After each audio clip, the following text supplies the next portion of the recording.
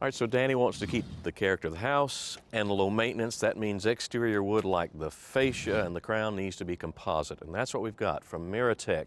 A wonderful piece. In fact, here's a piece of it right here.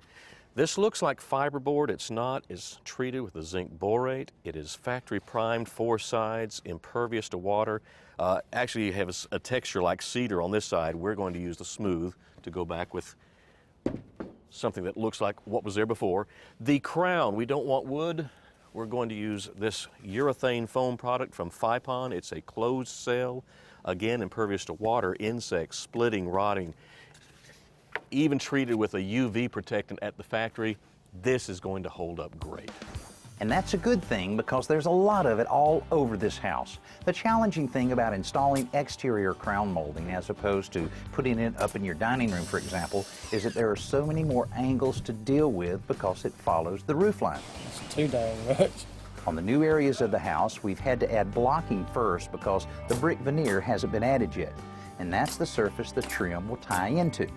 The idea, of course, is to duplicate the level of finish and detail present on the existing house on all the additions.